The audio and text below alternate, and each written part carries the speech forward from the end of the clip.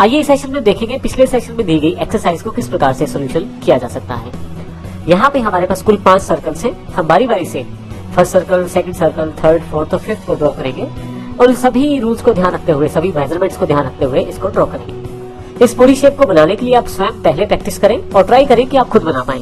यदि आप खुद नहीं बना पाते हैं तो इसी वीडियो के बिल्कुल एंड में आपके पास इसका पूरा सोल्यूशन दिया हुआ है।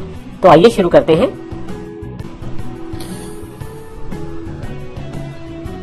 सबसे पहले स्टार्ट ड्राइंग पे क्लिक करें और एक नई ड्राइंग फाइल अपने पास ओपन करें।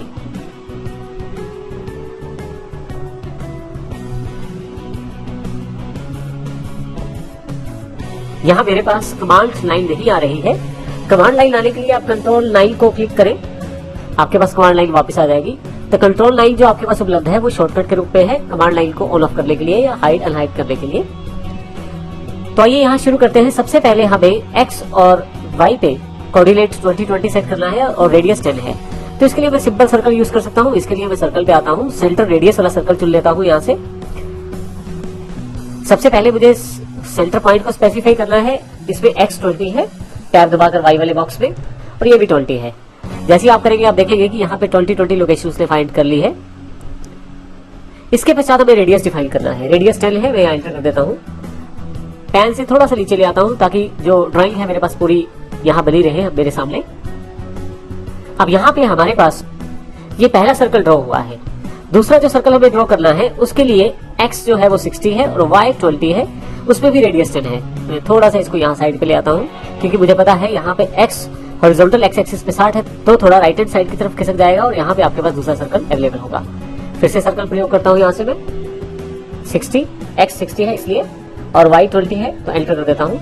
सेंटर पॉइंट मेरे पास अवेलेबल हो गया है। अब मुझे यहाँ पे रेडियस गली है तो रेडियस 10 है, एंटर कर देता हूँ। थोड़ा सा जूम आउट कर लेता हूँ और इसे थोड़ा सा सेंटर में ले आता हूँ। अब मेरे पास पहले 2 सर्कल तैयार हो चुके हैं। तीसरे सर्कल के लिए मुझे पहले और दूसरे सर्कल के बाहरी ओर से उसको टच करवाना है। तो ऐसे केस में मैं 2 पॉइंट का प्रयोग कर सकता हूँ। इसके लिए सर्कल पे जाऊंगा, मैं यहाँ से 2 पॉइंट चुन लूंगा। पहला पॉइंट है ये और दूसरा पॉइंट ये है। मैं क्लिक कर देता हूँ, मेरे पास ये सर्कल अवेलेबल हो गया है जो दोनों सर्कल्स को बाहर की ओर से टच कर रहा है। इसी तरह से अब मुझे चौथा सर्कल बनाना है। उसके लिए मुझे ये ध्यान रखना है कि वो पहले सर्कल से भी टच करता हो, दूसरे सर्कल से भी टच करता हो, बाहरी तरफ से अर्थात टेंजेंट हो और रेडियस उसका 20 हो। तो ऐसे केस में मैं सर्कल पे जाऊंगा और यहाँ से टेंजेंट रेडियस वाला जो ऑप्शन है इसको चुनूंगा। पहले सर्कल को क्लिक किया मैंने, दूसरे सर्कल को मैंने दोनों का टेंजेंट बता दिया है और यहाँ यदि आप देखें तो 30 आपके पास रेडियस दिखाई जा रही है जो लास्ट टाइम फिल की थी मैंने। हालांकि मैं 20 फिल कर देता हूँ, एंटर कर देता हूँ। तो जैसे आप एंटर करेंगे आप देखेंगे कि आपके पास जो ये सर्कल है ये दोनों से टच कर रहा है, फर्स्ट और सेकंड से, और साथ ही यहाँ पे 20 रेडियस के साथ उपलब्ध हो गया है। अब मेरे पास केवल एक ही सर्कल बचा है जो लास्ट सर्कल है। जो लास्ट वाला सर्कल है वो पहले, दूसरे और चौथे सर्कल के साथ टेंजेंट रूप में डिफाइंड है, अर्थात सभी के बाहर वाले सिरों से जुड़ा हुआ है। इसके लिए मेरे पास सर्कल में ऑप्शन उपलब्ध है टेंजेंट। मैं सिलेक्ट कर लेता हूँ पहला सर्कल, दूसरा सर्कल और तीसरा सर्कल। जैसे आप बनाएंगे आपके पास देखिए ये शेप डिफाइन होकर आपके पास आ जाएगी। यहाँ से देखिए मैं इसको पूरे पेज भी ले आता हूँ। तो इस प्रकार आप आसानी से जो आपने किया है उसका सोल्यूशन निकाल सकते हैं और आसानी से इस एक्सरसाइज को डिफाइन कर सकते हैं। धन्यवाद।